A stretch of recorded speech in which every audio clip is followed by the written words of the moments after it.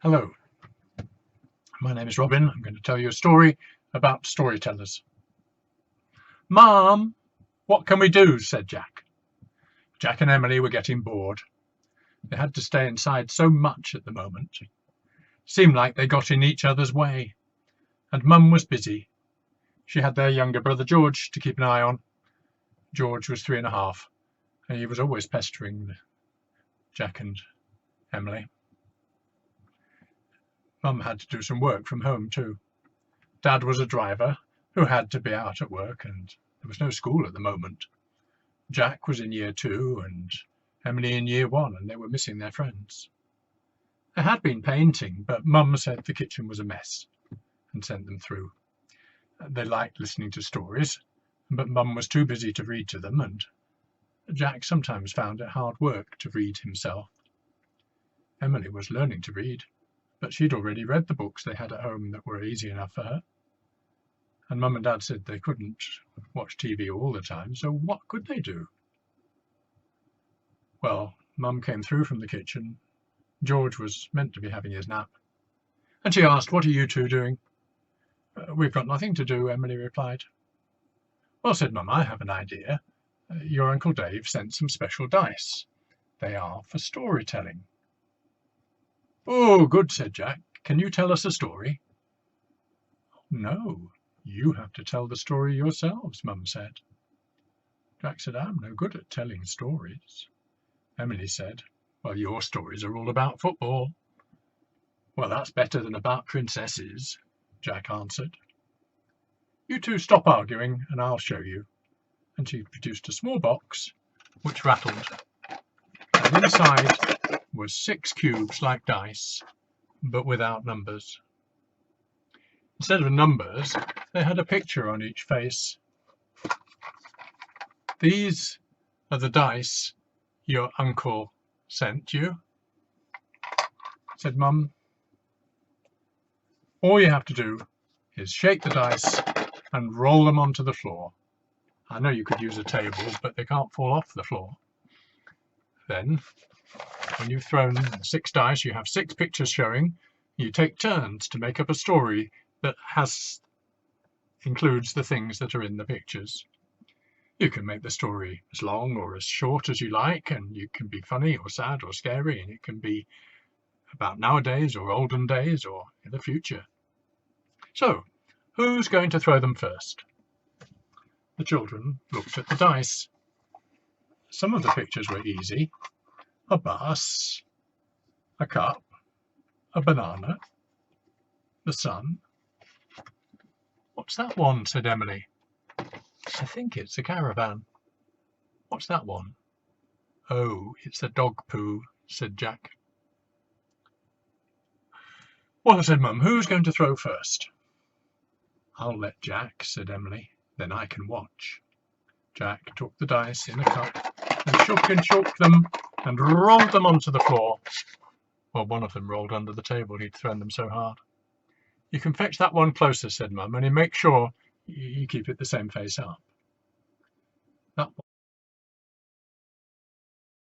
one was a banana.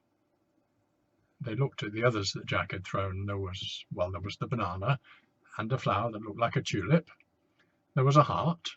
There was an envelope, like a letter, which had a little heart on it. There was a burger, and there was one with the moon and stars on. "That'll be night time," said Emily. "Now what do we do?"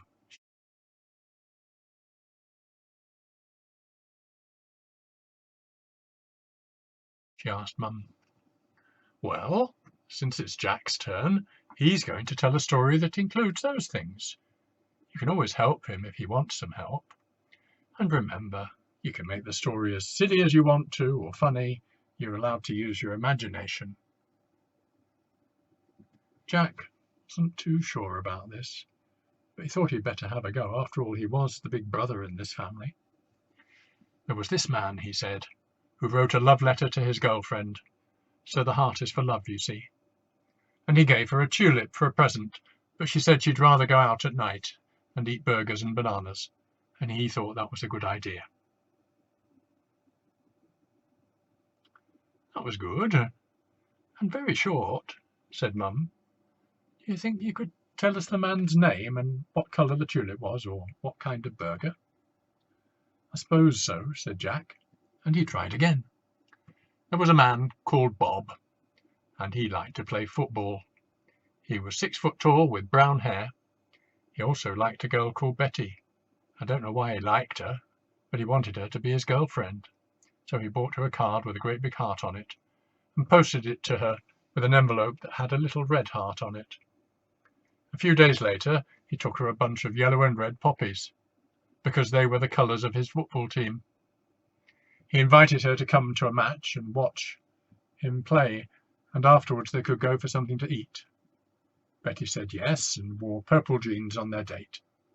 They went to a burger bar, where Bob had a veggie burger with green salad, and Betty had a double cheeseburger with fries. It was dark when they came out. The moon was in the sky, and they could see some of the stars because there were not many clouds.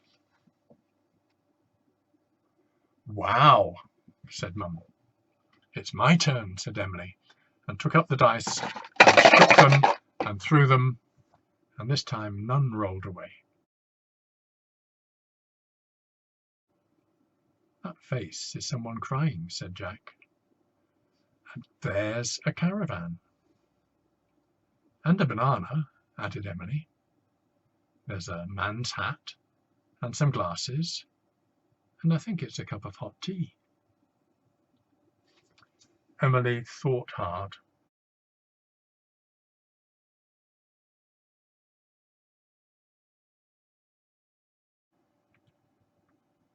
"My story is about a chimpanzee called Mike who lived in a zoo. But one day Mike was fed up with the zoo and wanted to run away to the seaside. First of all, he needed a disguise. Mike decided he needed to put on a hat and some old glasses and pretend to be a zookeeper going home so that he could get out of the gate. The hat was purple and had a yellow hatband, and there were sunglasses, so if anybody looked, they might have thought he was a clown. Well, I don't know all the adventures he had getting to the seaside, but when he got there, he found a nice caravan near the sea and sat down to enjoy a nice cup of tea and a banana he'd carried in his hat. But what he didn't know was that back at the zoo, Sally, his zookeeper, was crying. She was terribly upset that he'd run away, and she put up a notice asking if anyone had seen him. She'd not got a photograph, so she drew a picture of Mike. It was in all the newspapers, but it didn't look like Mike, so no one recognized him. The end. Well, it was about then that George woke up and wanted to join in. "You're too small," said Jack. "Well, maybe," said Mum. "George could play if you help him. He can see the pictures, and you can help him tell a story. Now, George, you mustn't eat the dice, but you can help Jack throw them." George shook and shook and shook the dice, and Jack helped him roll them. "Football," said George. "Nana."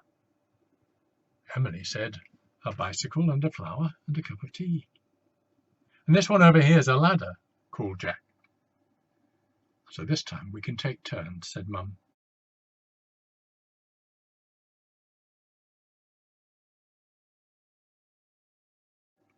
"George, you choose one." George chose the banana. "George likes bananas," said Jack, "and sometimes we call him a little monkey." Emily carried on. "George also likes to play with Jack's football. One day he gave it such a big kick that it went over the fence to Mrs. Brown's garden." George looked very proud of such a big kick, but the ball had hit some of Mr. Brown's flowers. George wanted to get the ball back. He took a ladder to climb the fence. What a surprise Mrs. Brown had to see George's head appearing over the fence. And of course George could get up, but not get down. Just then, who should come along but a policeman on his bicycle. "What's going on here?" said the policeman, surprised to see a small boy climbing a ladder. George was too frightened to speak to the policeman. He pointed to the ball. "Is that your ball, young man?" said the policeman. George shook his head, because it was Jack's ball, not his. Mrs. Brown had come out of her house now. "I think it must be his brother's ball, officer," she said. George nodded his head. "Well, young man, you shouldn't be climbing ladders on your own, and you should not knock over this lady's flowers." George didn't know whether to laugh or cry. "We'll not take you to prison today," said the policeman. "Let me help you down, and here's the ball back." This was when Mum appeared. She didn't know whether to laugh or cry either, but by the time she'd had a nice cup of tea and a conversation with Mrs. Brown, everyone could laugh about it.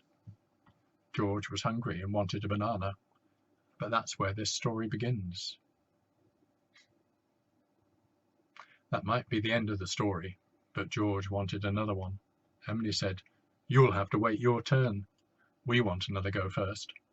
Mum went back to the kitchen and left them to it.